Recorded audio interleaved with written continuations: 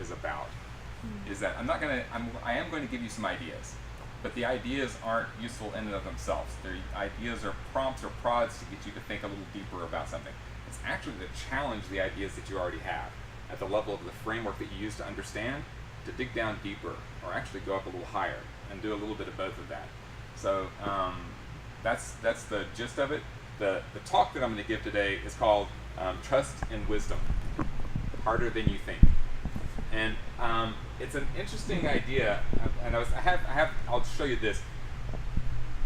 I don't think it's quite big enough to see, but I don't know if anybody can. Does anybody know who that might be?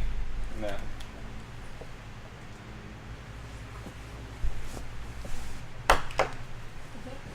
It is Helen Keller. Very good. Excellent.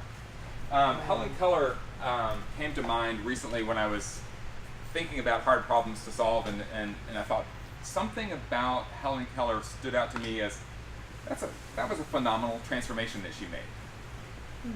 Becoming deaf and blind at the age of 2 years old after a disease, and not having access to language as she grew up, but clearly intelligent, playful, willful. She had a lot of personality and a challenge on how to communicate with people around her. And her family was distraught and got a tutor to try to teach her a few things. The thing that was interesting is that if you know the story, she spent about a month, her tutor Anne spent about a month trying to get her to understand language in various ways of doing it, right? With sign language and vocal sounds and in different manipulative ways of trying to give her the idea that there are names of things. And from Helen's perspective, I wonder what that was like, right? I am living a life, there's a stranger in my house who keeps grabbing my hand and doing stuff with me, and I don't want to do it, right? This is not what I'm asking for.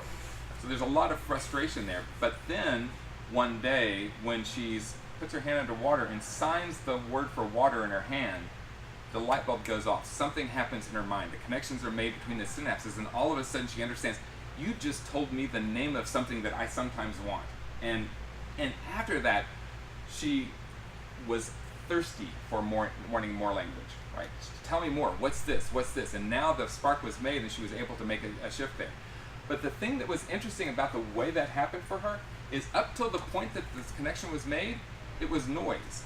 It was worse than noise. It was extremely annoying. It was very problematic for her. I mean, it was not what she wanted to do. And it was getting more intense the closer she got. So I think there's something in that we have that we can use as a way of understanding how we learn. So next image is the overflowing teacup. And of course the masters will say, how can I give you anything? Your mind is already full. And it's interesting to think that even Helen Keller's mind was full, right? Her mind was full of the way that she made sense of her world. One thing that she was reportedly the case for her is even as a young girl, she could tell who was walking in the room by the feeling of the vibration of their footsteps across the wooden floor. By the sound of the things that were around, and she could tell how many people were in the room, who was there, and so she had a sense. So it was evident that she could recognize what was going on.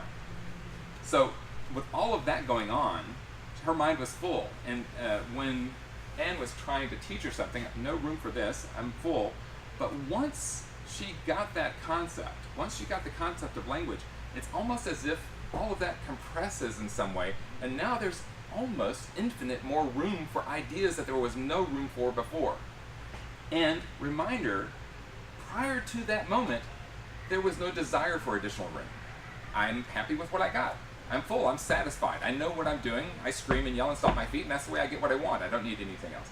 But after this transition, something shifted. It's as if all of that knowledge that she had was compressed, and now she had room for growing in new directions, for getting new ideas and accessing things and combining things. There's another movie that I like a lot. Recognize the scene from this? Yeah. So from Inside Out, one of the things that's really interesting is that Riley, the little girl, goes through a period of transformation herself. She's going through adolescence, which is not easy, while moving across the country, and her parents be giving her less attention, her friends in the distant part of the world, all the things that she's used to and orients to in order to make sense of the world are no longer available to her. She tries to put a happy face on it, joy in her mind, the emotions trying to make sense of the world and doing the best job, while sadness is trying to get a word in edgewise, right? Hey, there's something wrong. I just want to touch some of these memories, and Joy's like, no, back off. In the pursuit of all of that, one of the things that happens that's really interesting is that it gets particularly bad and everything starts to fall apart, including the islands of her memory, the places that she makes the most sense of, the things that she orients to and grounds to. Similar to Helen Keller, the old world collapses. It's a different experience, but it makes way for the growth of a new way of understanding the world. A piece of that was really interesting, that is almost missable if you don't pay close attention, is that she also loses in their mind, the emotions lose the old dashboard that they used to communicate. Prior to that collapse, one emotion is driving at a time. So they take turns. Joy's driving. Hey, I'm done. Hey, anger, come in, take the wheel. And anger drives for a little while. But there's a scene in the movie where you can see the parents both worried about their little girl, what they can do about the situation she's in. There's something wrong with her. What's going on? But when you look into their minds, all 5 of their emotions are sitting at the control board at the same time. It's a subtle little distinction, and you don't really notice. But in the movie, when she's done, when she actually goes through her crisis and makes the transition, and they realize, oh wow, we're making memories with 2 emotions at once. She gets a new dashboard, and the new dashboard allows 2 emotions to drive at the same time. And it's a really radical shift in the way that we do things. When we grow to maturity, we actually learn to allow our different parts of ourselves to drive simultaneously. We're not just one cohesive whole thing, personality. We actually have a variety of ideas that are coming up all the time. It's fascinating with all of these, the idea that neuroplasticity is something that we have recently learned just how much we grow as adults. It was thought for a while that, pretty much you grow through your childhood, and maybe you're 18, you complete, and then maybe it's 25 is when you really start to really finalize your growth. And now we're realizing, no, you continue way on past that. In our environment currently, the way that we're structured, if you get a job, after college and you do the same thing for 40 years, there may not be a lot of need for continuing to grow. But if you put people in dynamic environments where they need to continually change, their brains will continue to develop and respond to that change. I want to go back to a couple of the points here. That growth and that development is stressful. And it's something that, like I said, I'm not giving you information here so much about how to do this. I'm giving you information about the way that it's experienced. Right? When I go through a situation that is profoundly shifting my perspective, and I go through something like what Riley went through, where I'm rebooting and coming up with another thing, there's a moment of time where the new dashboard is unfamiliar. The compass that I've used to direct myself in my life is no longer as useful as it was.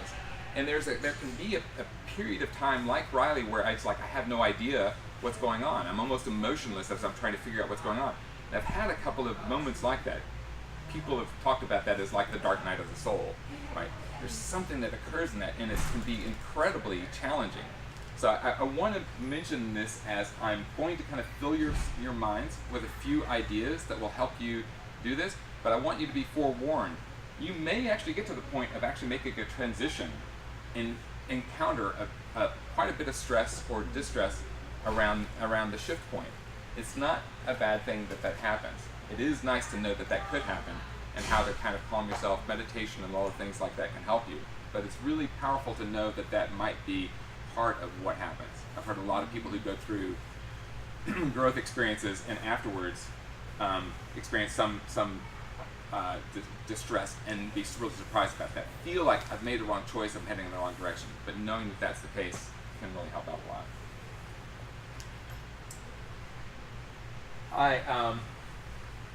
The blind philosophers and the elephant. It's one of my favorite metaphors. There's something interesting about that metaphor in particular that stands out to me. This goes back to what I said a moment ago. We're not one monolithic being. When I say I, that's a simplification of who I am. But I have so many parts of myself. And similar to the emotions inside of Riley's brain, we're trying to make sense of the world with these disparate forms of information. There's something interesting about the way that we do this.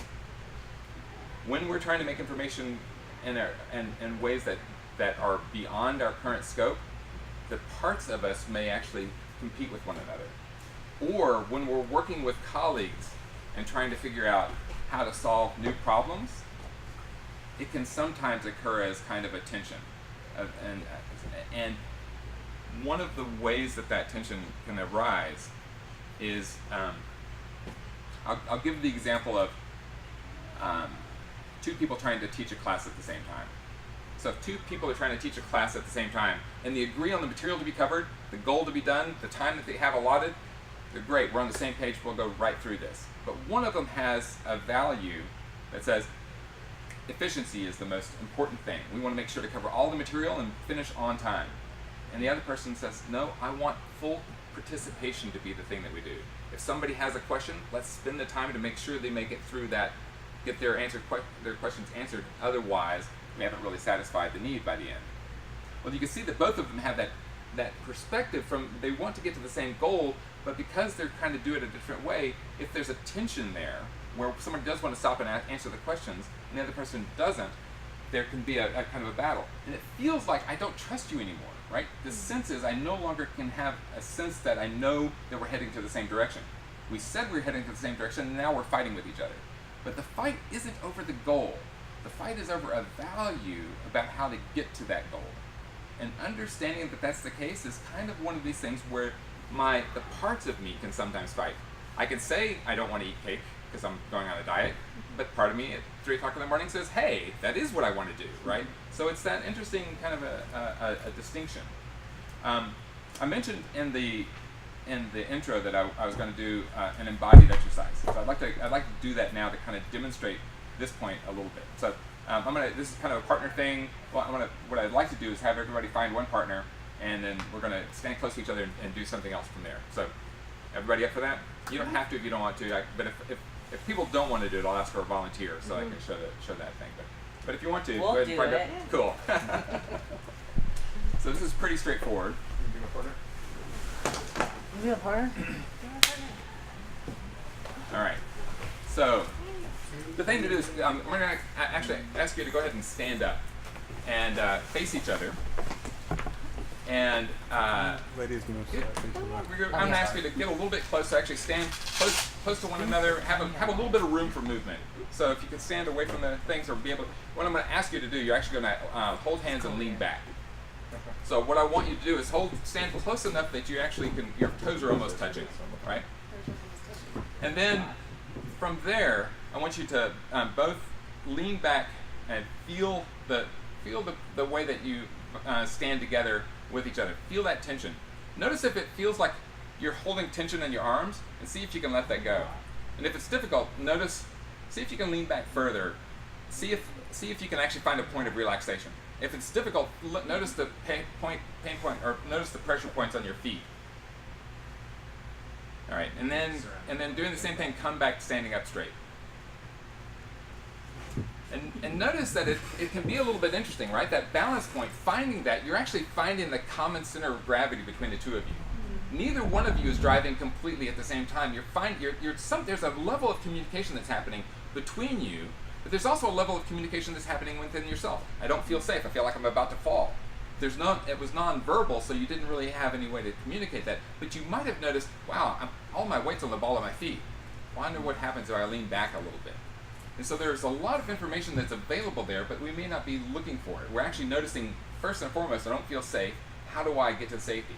And this is a place where those parts of ourselves may actually be in conflict and overriding our ability to ask deeper questions about what's happening.